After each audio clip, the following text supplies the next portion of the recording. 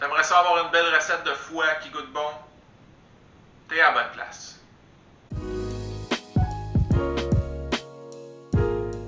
Pour la recette d'aujourd'hui, on va avoir besoin évidemment du foie.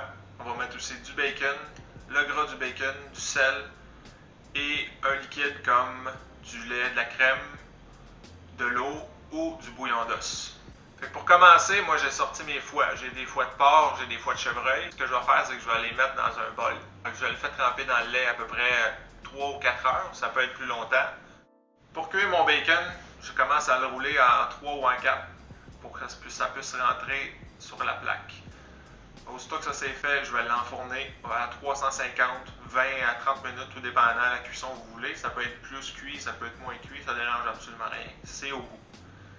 Une fois que le bacon est cuit, on va le sortir et le laisser de côté. Quand 4 heures de trempage dans le lait est terminé, je vais les sortir, les rincer comme il faut. Je vais les étaler sur une plaque puis les saler généreusement. Pendant ce temps-là, on va commencer à faire cuire le foie. Donc, je fais préchauffer ma poêle, je mets un peu de gras de bacon dedans. On va les cuire, si c'est en tranches minces, à peu près 1 minute ou 2 chaque côté. Ce qu'on veut, c'est qu'ils soient rosé, saignant, idéalement à l'intérieur. On ne veut pas qu'il soit trop cuit parce que là, on va aller chercher le goût du foie qui est trop cuit, qui goûte granuleux et qui goûte ferreux. Dès que le foie est tout cuit, je vais tout mettre ça dans un bol. Je l'apporte dans mon robot mélangeur où j'ai déjà des morceaux de bacon. Je vais commencer à mettre quelques morceaux de bacon, quelques morceaux de foie. Je vais mettre un petit peu de bouillon d'os, un petit peu de gras de bacon. Puis je commence à mélanger ça à vitesse maximale jusqu'à temps que ça fasse une texture assez lisse. Ce qu'on veut, c'est qu'il soit quand même assez liquide. Ça me donne une texture un peu boiteuse, mais en refroidissant, ça va vite figer.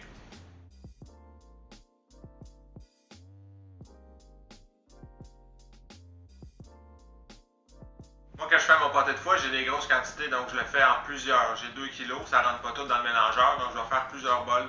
Puis à chaque fois, je vais pouvoir ajuster la texture. Si jamais c'est trop liquide, dans un, je vais pouvoir rectifier dans le prochain. Puis au final, quand je vais toutes les mélanger, ça va être plus uniforme.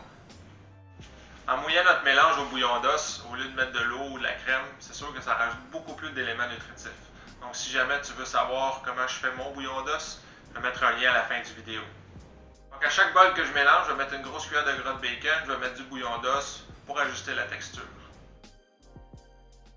Il n'y a rien qui vous empêche de mettre 2 fois, 3 fois la quantité de bacon, ça va juste goûter plus le bacon. Surtout si vous n'êtes pas habitué au goût du foie, c'est une bonne façon de commencer.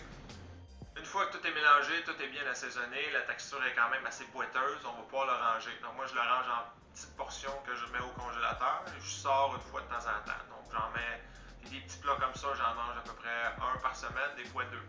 Comme on voit à la fin, quand c'est complètement refroidi, ça a une texture beaucoup plus dure, beaucoup plus ferme.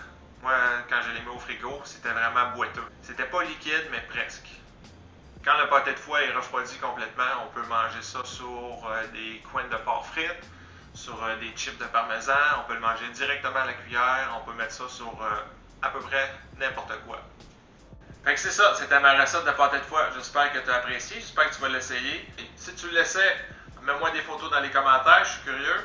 N'oublie pas de me mettre un petit pouce, abonne-toi. À la prochaine!